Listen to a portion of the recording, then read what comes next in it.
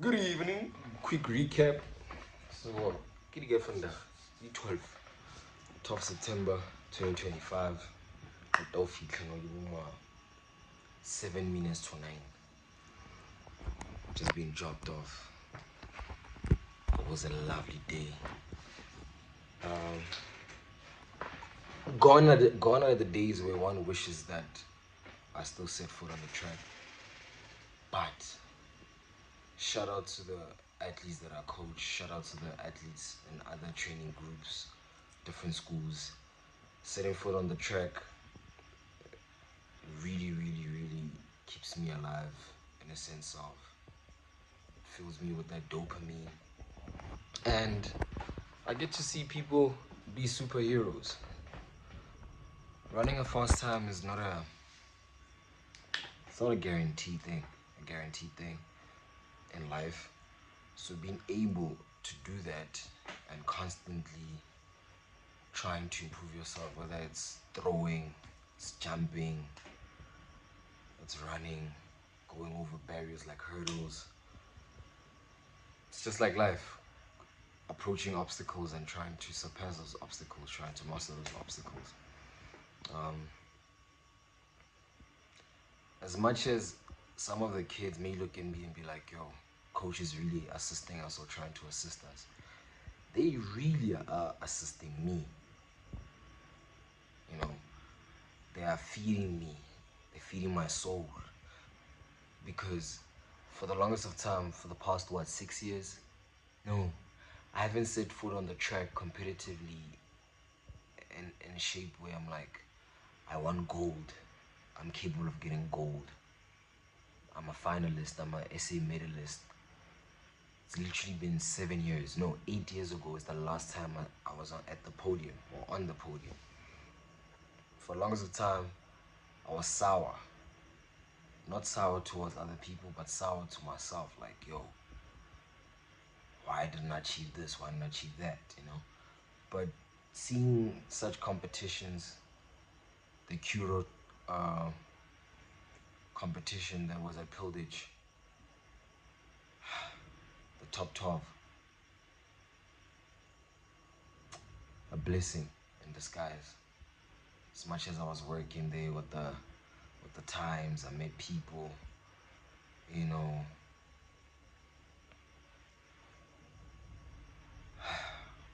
Yo, Nandi, Sekhamidi, you know, Taylin was there. Haven't seen her in so many years. She was a hurdler too. Unfortunately, the vaccine of C-19 really affected her. That clots started developing in her body, but that's a story for another day. She's told that story on her side. But just being there, absorbing the energies, seeing people that I haven't seen in a very long time, your Bram Bishop, you know, busy, friend of mine. I last saw the brew possibly close to a decade ago, 8 years ago, 8 years ago. Went to the States, graduated that side, Memphis, he's back. It's been a year since he's back, you know, but I didn't know that. I thought he's still in the States. He's also a coach. So, at first when I got this job, I was relieved, very relieved, because I was unemployed, stressed as hell. My means of making money in the streets, I had to stop. And I stopped years ago. Making money in the streets, hustling my way out of life. I've been sustainable with making money in the streets, but certain things work in certain areas. Sometimes they don't work in various areas. So you gotta adopt or adapt to the market that you're operating in. So back to today, 12th September, Curo top 12, Curo podium competition. So many moments I felt like just sitting foot on the track and just running. Whether I run a slow time or a fast time, just run. Like, feel free, just do that, you know. And I looked at the athletes that I've been working with, of them improved. And improvement at this stage as being a coach is completely different from me being an athlete. Perception is different now. An athlete that comes into mind right now is Adu February, in Afrikaans though. At the end is R-I-E, not the English one. So we've been working together since Feb. She started doing hurdles this year, according to my knowledge. For her first race, she came last, but she was happy, right? She's like, coach, I want to do this, For the week after that, or 2 weeks after that, was probably a week, she came second last. She beat the athlete. She was last but in the race, and then she caught up to that athlete just before the finish line, and she was so excited. Fast forward to now, September, the same athlete runs her first race, didn't win the race, but she won. Like, she's winning the journey that she's in because she ran 6 seconds, not 6 splits, 6 seconds faster than her personal best, her PB, her personal record. A couple of other athletes too improved in the high jump, Don't know why their names just ran away from me, but people ran decent times. Wabile almost broke his PB, the 10:21, not 10:21, 11:21, ran like 11 something. I saw Ritu Mezi run the 400 for the first time. Well, with my eyes, I don't know if she's ran it before. Just seeing that reminded me of who I was when I was their age and who I wanted to be and the work that I wanted to do, right? I need to thank those kids, those athletes, for what they're doing. It really feeds my soul, gives me purpose of life in life, and it shows me that nothing is really impossible, that is tangible, that you can do and put in the work every day, week in, week out, during the holidays, going the extra mile. It really pays off.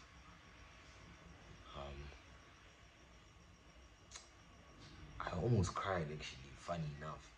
Almost cried looking at them. I'm like, the same track 10 years ago. It's 2025. 10 years ago, 2015, I was competing at that track. My fastest youth time that put me top 10 in the world that year closed the world rankings, being the top 10, being top 5 in Africa, not top 5 in Africa. Actually, let me be specific, top 3 in Africa. I was at that track. I ran that time at that track. 10 years later, I'm coaching at that track, seeing the athletes I coach fulfill their dreams, So it's a roller coaster ride. It's like it all came back 360.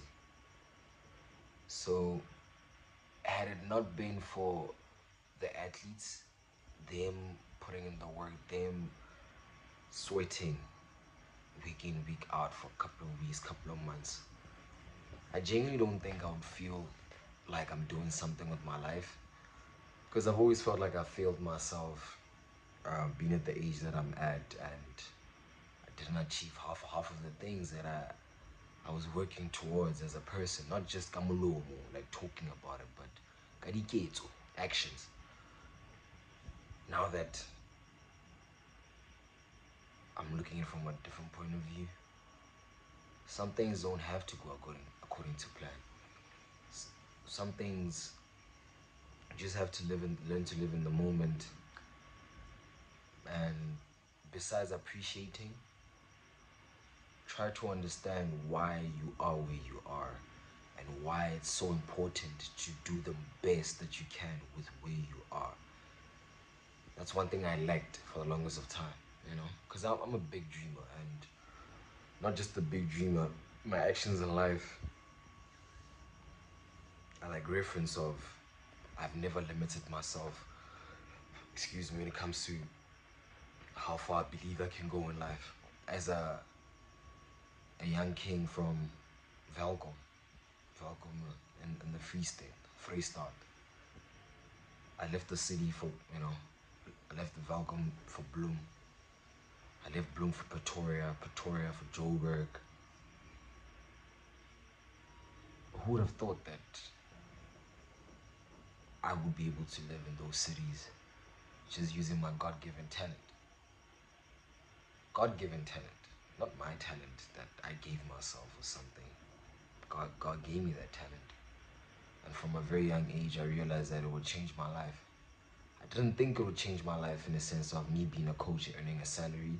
I thought I'd earn a salary getting shoe deals. I've had a couple of friends that, even that word friend is deep, but anyway, I've had a couple of friends that have signed shoe deals, your Nike, should I say Puma or Puma, whichever one. And that's what I've always wanted to do. Sign a deal, go to European season, whether it's a Diamond League or the circuits below, compete there at the highest level, be there at the top. Even if I'm not getting the gold, but I'm part of the pack. I'm a finalist at the Olympic Games, World Champs. Even if I don't make the final, I'm there. I have the green and gold SA colors. It's always been my dream. I'm making money to run. I enjoy running. I'm making money to run. Imagine you getting paid to do what you love. It's what I've always wanted to do. Unfortunately, it didn't come that way. It took a turn. I've been a security guard. I've been a landscaper. Not a landscaper for someone's yard and I'm getting that 200. No. Clocking in at 7:30, leaving at 5. Maintaining Boxback Lake. The way it looks now, I don't know how it looks in 2025, but in 2021, I was part of the group of people that were maintaining that. The bush that was there. Being a security guard, working at Discovery, selling policies. Shout out to Merlin van Wyk, who gave me that gig, even though I didn't make bands because of my networking at that time. I was unable to reach the market. Trying to sell Archer, which was a failed business, not because Archer is a problem, no. I was too prideful to sell the product. For I so. Why would I want to sell Archer at UJ as a UJ student the first year? Why would I want to sell eggs? So today made me realize that I may not be where I want to be. I may feel like I failed myself in so many departments, so many ways. But being able to see somebody come to me and be like, yo, coach, I broke my PB with 6 seconds. Like, that's Adu. When she said that, I literally felt like crying, but I couldn't. I had to hold them in. That the work that somebody does is able to be impactful like that. It's different. It's really, really different. And I'm thankful to God for having a second chance, because a couple of things could have happened in the past 7 years, 8 years of being injured, being forced to hang my spikes because of life circumstances. I could have been in a box, 6 feet, or I could have been in prison. I was always moving on the edge, being chased by cops like a couple of times. One of those situations, they almost shot my second brother, Pablo.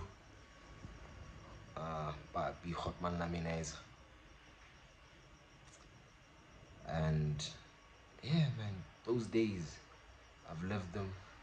They were nice while they lasted.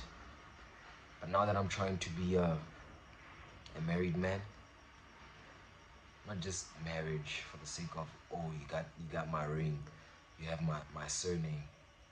But it's like I really love kids. I've always loved kids since I was a kid myself. But now it's like me working with the foundation phase every day, Monday to Thursday. Working with the foundation kids, grade 1 to grade 3, Monday and Wednesday, Tuesday and Thursday. It's grade 4 going up to grade 7. A couple of months before that were the high school kids. Just seeing kids get excited to see you. Hi coach, come give you a hug. They run to you, you have to catch them. You have to lift them up and embrace them. I'd like to do that for my own flesh and blood, my own DNA. So me having to do that or working towards doing that, you realize that you need to make moves that are very sustainable, very progressive. Otherwise, you could make a lot of moves, but you're just moving around in circles. You're not being progressive, moving forward, So I'm very grateful to people like your Clinton Shikwambani, He helped me get the gig for sure. You've been there for me for a couple of years. Not just the gig thing. Bro has borrowed me money. Shota ka rent. Ija. Am I short? I'm fit to go on badge. I'm badge. Tells me, nah dog, don't pay me back. Yo totally so give your tlela, yo Maholela Sinona.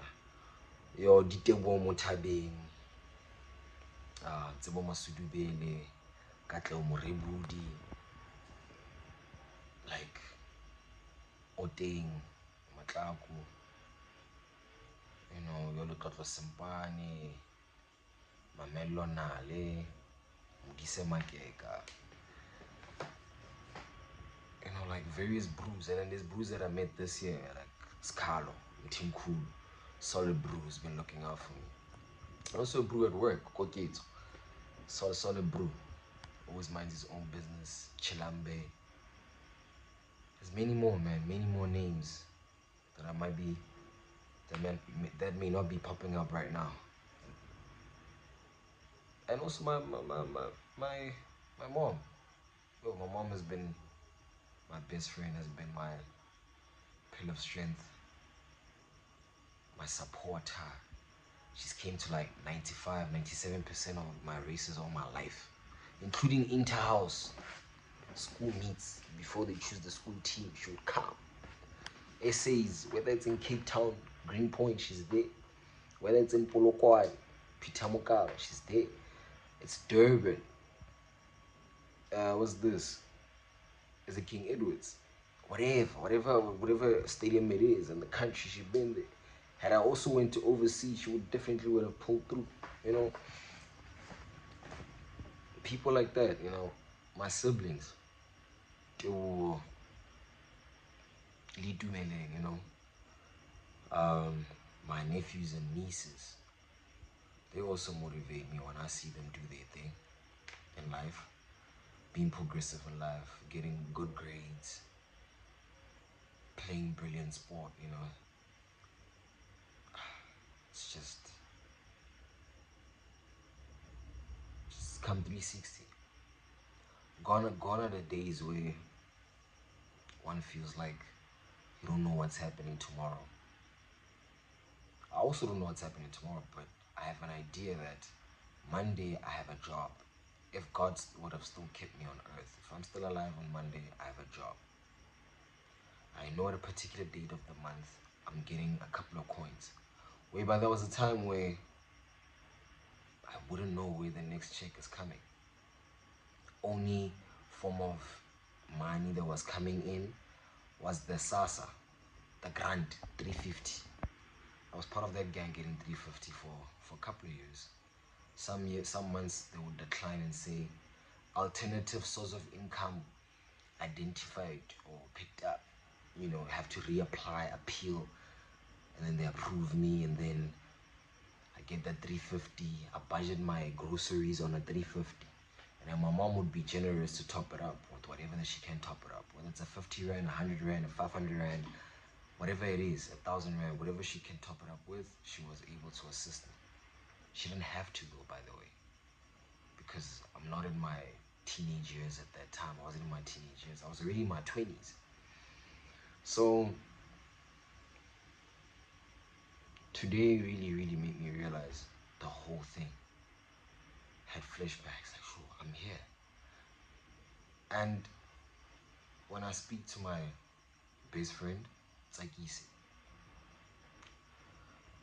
like Ngobeni, like I'll tell her, like, sometimes I feel guilty that I'm complaining about something, because she could be going through her own things. Not she could be, she is going through her own things. I could be complaining about, yo, I need to make extra money because I want to do A, B, C, and D. I want to get married, I want to do this, I want to have kids. But then you find that I'm saying this to somebody who doesn't have the, should I say, opportunity of knowing that at this particular date of the month, X amount of money is coming in and she's able to sustain herself and her loved ones. She has to go on a day-to-day basis trying to make money, like an entrepreneur. As much as I'm an aspiring one, I've tried so many businesses, some succeeded, some failed. And something that succeeds doesn't mean automatically you're making millions or thousands of rands, but it's like, for that stage that you're in, is it giving you an income? Are you able to sustain yourself like a survivalist? What Robert Kiyosaki would say on the cash flow quadrant, the book. The same guy who wrote Rich Dad Poor Dad. So there's like 4 quadrants there: self-employed, survivalist, business owner, all of those, and they describe different definitions or stages in your business. So I could be operating in a survivalist quadrant or stage, and that could be good enough for me to live, to pay rent, to buy food, and to send a couple of 100 rands to my loved one. Could be my mom, could be my partner, could be anybody. You know, I could be assisting my friend. I'm able to move though. I'm able to look forward to something, to be objective, right? That is a blessing. I never always had it. And one can be too lost into, call it the sauce or call it the mess. You could complain about the area you're living in. I'm living in Mandela Village right now. Did I ever think I'd live in Hammanskraal? Hell no. Not that there's something wrong with Hammanskraal in the sense of it's filth or it's dirt. No, it's like I have my ideal places, favorite places that I want to live at due to what I like, my interests, right, as a creative. But God blessed me with the opportunity, and the opportunity came in a place that I never thought of living at, even though I've been here before I started working here. Living in a RDP house, fortunately, I'm able to pay for it. I don't own it, but I'm able to pay for it. Being able to literally buy food, buy a drink or two if I want to, go out for lunch if I want to, go out for dinner when I can. Those small blessings, call them small, but to me they're big, because once upon a time, in the past 5 years, I was unable to do that for myself frequently, only once in a while. So I'm learning not to get lost in the mess and not look into the bigger picture of, bro, you used to wake up, have an objective, you would do it, and then something will always hit you on, dog, go apply for jobs. Because I couldn't afford this simple thing, Wi-Fi. It's simple now. At that time, I would get that 250 rain or that 250 telecom, and 19 hours of peak. I'm able to push, and there'll be months where I can't afford it, where I'd have to go to the public mall. If I'm in Velcom, go Goldfields Mall. I go download, apply. If it's in Everton Mall or get Everton, get Everton, get Wi-Fi. until the megabytes finish that are free. Whatever situation it was, I would go there. You know, turn on the Wi-Fi, apply, download. Gone are those days. But due to me having to have experienced that, I'm able to be like, hey bro, relax. Get excited, celebrate whenever you can, but relax and talk. Say, hopola na ohla kae. Hopola na ohla kae. Khale di mashang. Khale di ntshang. Hopola na ohla kae.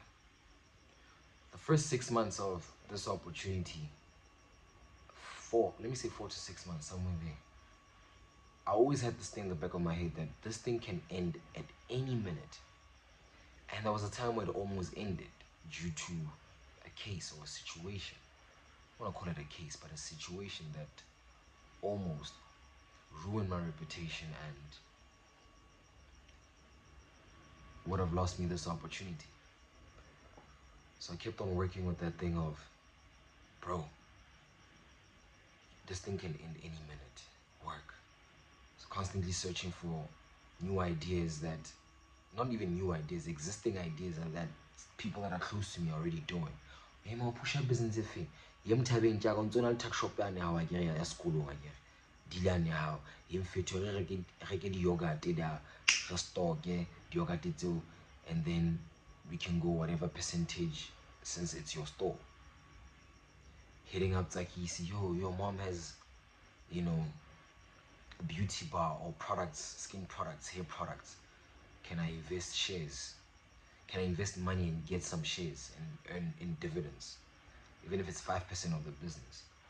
Looking into tapping into livestock, because there's land, fortunately, blessed to have land, you know, that our forefathers worked hard for. All of those things, being on my toes. Sorry, to a point where I neglected myself into buying things like a bed, things like a couch, because I was too fixated onto, bro, get to the next bag. This bag is not sustainable. It's a service provider bag. It's not permanent. It could end any minute. You know, it's not guaranteed that next year you will still have this gig. So what happens if your last month in this job is December? November, December, what happens? What do you do? Are you gonna go back to the stress of applying again, searching for opportunities?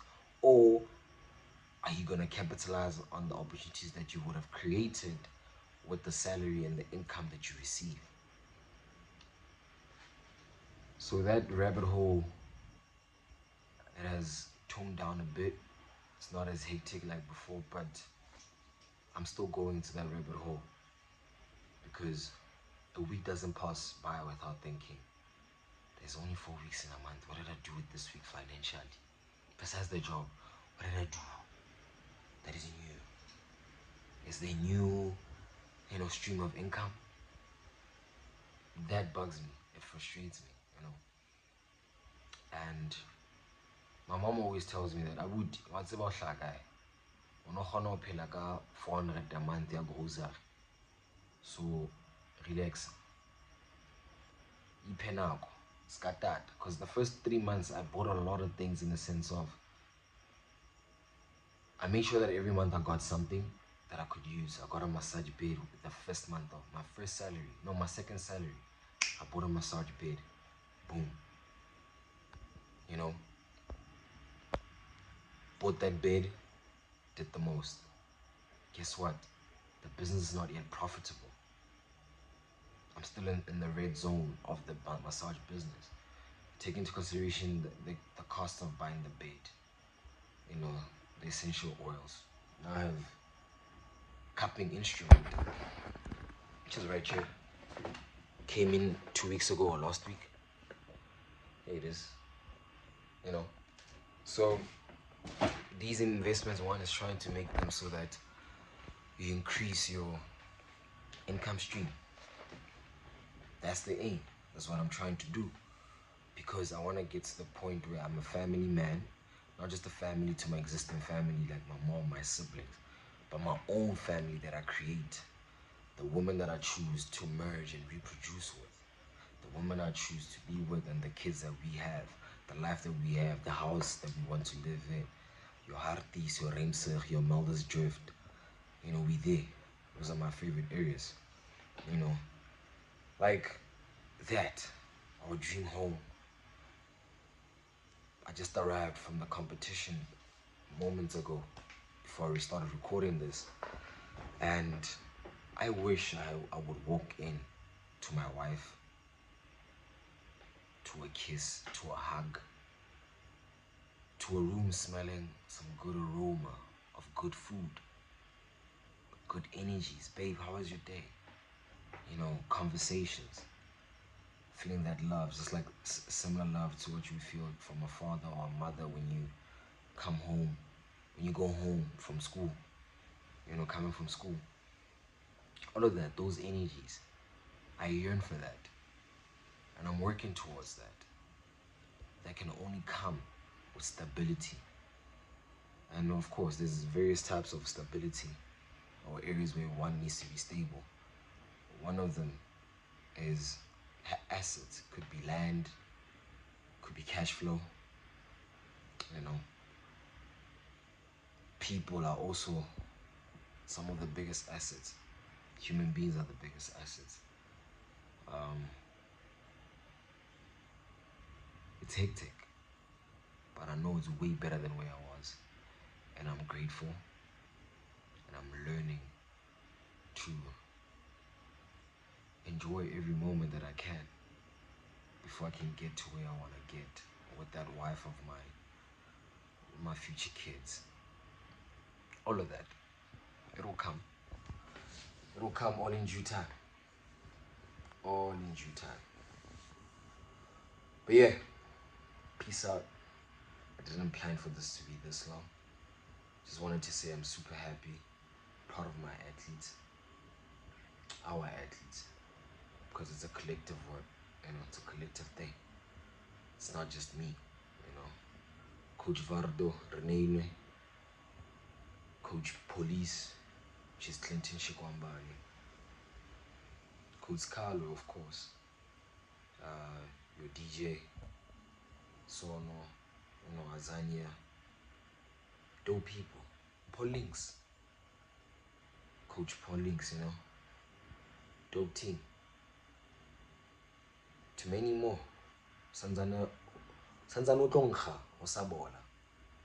It's just the beginning. We started, and not even the devil can really try and bring this down. Only ourselves, we could bring it down. But we're not trying to sabotage each other. Those people that I mentioned. Other people can try and sabotage us, but those people that I mentioned, we are in sync. We are in sync. We want the same goal. We all want to be better. We all want to continue respecting each other and having a dope working relationship. So yeah, I'm grateful to God for all the people that are still in my life. And to those that were in my life that played a vital role. Shout out to you guys. It's good where we are. We don't need to be close anymore. We chose, or you chose to be where you are. I chose to be where I'm at. No love lost. But the ones that are still present, my day ones, like day one, like Wat3r must be like, me and Wat3r have been friends for 15 years. 15 years. But we've known each other for more than 15 years. We've been friends for 15 years. We've been friends since grade 1, 2005. You know, you're Morebudi since 2012. Mudise Magega, 2013. But we've known each other from 2006, 7. You know, many more bros who've been my brothers, who love me for me, and I love them for them, not for what they have or what I have. Just that brotherhood, you know. And also a couple of sisters, your Amokhadebe, who helped me during my UJ days, going through the most. You know, we do, man, you know, can't mention her surname. Galo, Galo, could be forgetting the name, but you know yourselves. I've shown appreciation. I still will show appreciation. One love. One love. Peace out.